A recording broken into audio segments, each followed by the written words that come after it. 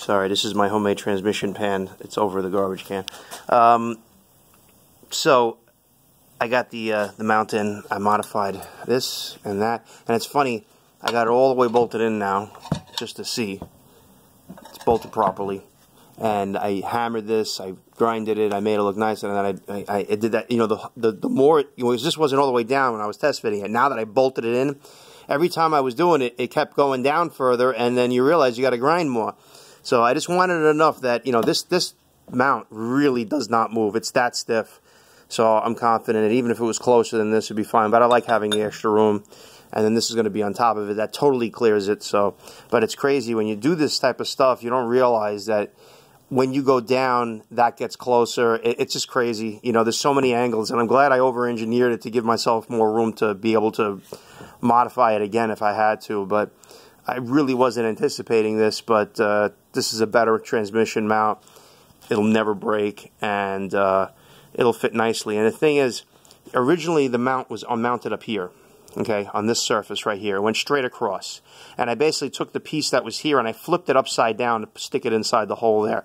So what I did by doing that, because you see, the pitch of the angle of the engine is important. See, right now, I don't think I have it jacked up all the way on the tranny side, but the higher up you go, the more level it becomes and the more proper it's supposed to be. Because when you're doing something like I'm doing, you're reinventing the car. And it's very easy to change an engine and transmission on, let's say, a GM car where everything is set. They put every motor possible in those cars, and everything is easy to do. Sometimes there's little things that are off, you know, like with aftermarket cross members, because they make aftermarket cross members, but then they give you a bunch of these shims, and they tell you got to make them to make sure the engine and transmission are level, you know. And sometimes when it's, you know, depending on the angle of the rear end, now the drive shaft has to be at a certain angle, and if you don't do that, you can ruin your rear end, like literally driving around the block. And I've done it. I did it myself when I had a hot rod that I had a fucked up drive shaft in. And the engine and tranny were fine, but I put really tall springs in the back, you know, in the mid-90s on a 87 Grand Prix that I had. I took it around a block, and I was getting this. Basically what happens is if the drive shaft is too straight, like if the transmission is let's say, it's too far down like this, and the rear end comes up like that, and when you hit the gas pedal, if the drive shaft is absolutely straight, you end up ruining everything. Like, you'll feel this whole car shake, and if you keep pushing the gas, you will break everything, like, instantly. It is so quick when that happens. It's not even funny. And that's why they call that, you know, pinion angle. Right there, that piece there. I took it off the rear end already, because I'm changing the seal, but I had to, this is the drive shaft that was in the car, okay? So I'm just going over the reason why I have to do what I do with the cross member, because you see, there's a couple of things going on. The original transmission mount on the original transmission, this is not the original transmission, but it's very similar to this. Now this one looks like the other one. After these years, you know, and they basically use this one for even, you know, when you buy a new one, they tell you to use, I wish I wasn't a slob. They tell you to use this style. Now, on a stock car, it may not be so bad. Plus, you have a transmission tunnel that will allow the extra lift. And it's not a whole hell of a lot, but it's enough on this car because this car never had a big transmission in it. And I'm putting a big transmission, so that's why I hammered the tunnel. And I got the smallest transmission possible. That's why I have to use a transmission with a cable. And that's why this other original one would not fit without major modification. So if the other one is at the same place, and I believe that the transmission mount was mounted up higher, between the size of the transmission mount and the fact that it was up higher, I believe I lost about an inch, because when the what do you call it? When the original transmission mount, let's say, was in, it was mounted like on this level, because this is where it originally was. There was no way in hell I was going to get the transmission up that high without going right through the floorboards, you know.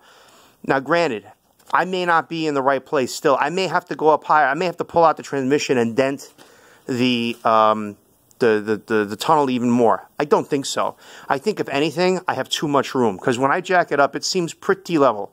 So the good news is when you go down low like this, I can always add shims to bring the transmission up or down. When you're up all the way and it's not high enough, then you have a problem.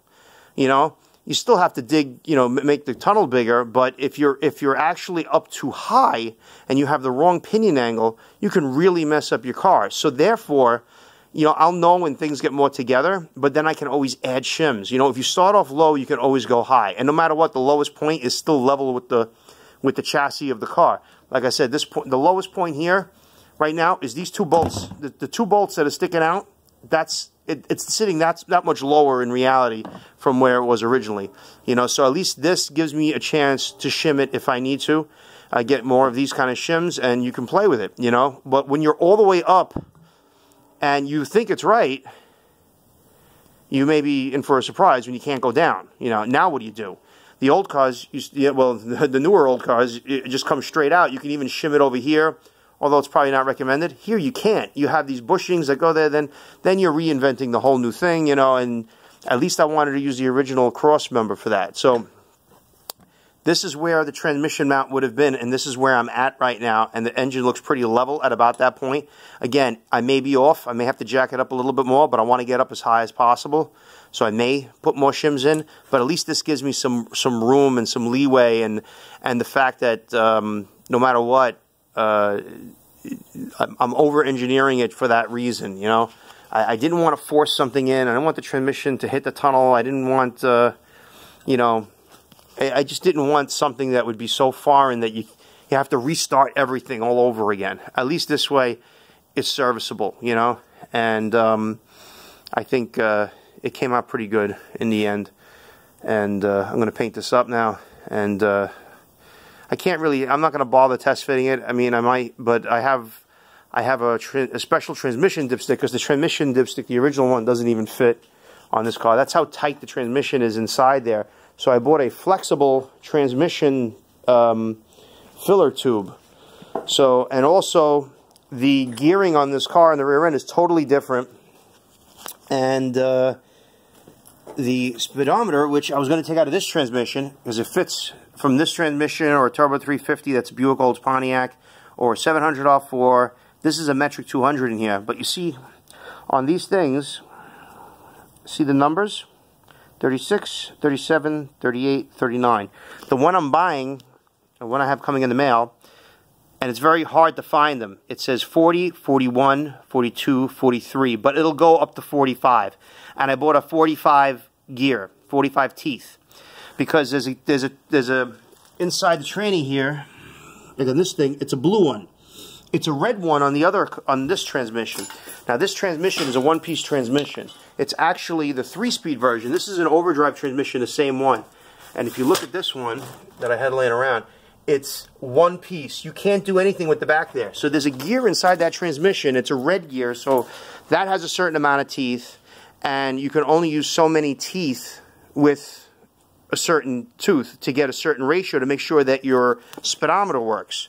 So what ends up happening here is that this one had a much better gearing, because a lot of these cars had steeper gears. Now this car has 336 gear ratio, so and accounting for the size of the tires, which are very small on this car, I'm still going to be off. The speedometer is going to read faster. So if he's going 55, if he says 55, he's probably going to be going 52.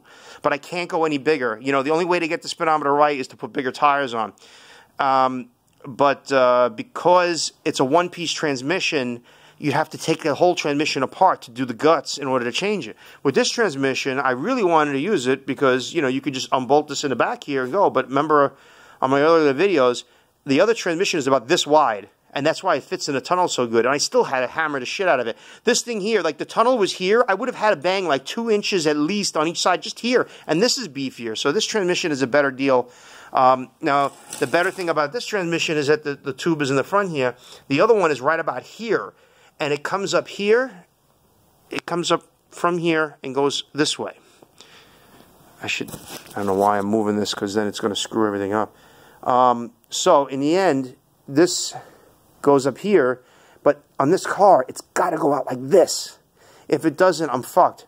And the original one is not bent like that. I bent the motherfucking piss out of it trying to get it to go. No matter what I do, I can't get this thing to turn. They're very hard metal. It's very hard to bend a transmission tube because it's already like a hardened material. And I have it somewhere in my mess. But, you know, so I'm waiting for a flexible dipstick. I'm waiting for the right speedometer housing and gear.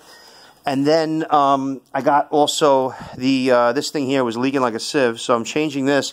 But this also has a smaller drive shaft U-joint. Now, the drive shaft I'm going to put in, and I've already test fit it, and it fits beautifully. I'm putting a one-piece drive shaft in from a Chevy Chevelle. And it has conventional U-joints. So I had to get a U-joint called a conversion U-joint that converts this bigger size, which is not much bigger. This is like 1.1/16 cap. And this is a 1-inch cap. And because normally I would take this off a Chevelle and put it on this car because it's 25 spline. During this time they were using 25 splines on the smaller rear ends and it would have been fine. Only problem is you can't get a seal to make it work. I tried every which way to cross-reference it, and this thing here is like $120 brand new. So this is going to go back on the car with the proper seal. It's never going to leak, and I got a conversion joint, which cost me peanuts on Rock Auto. So, and what's funny is that I'm eliminating this two-piece drive shaft because they didn't. The original transmission was not what they call a slip yoke style, meaning as soon as you take this drive shaft out, it just slips right out. This was a bolt-on transmission yoke in the back here on the original transmission. I don't have the original, but it basically was a big nut that holds on something similar to that rear end piece right here, the yoke.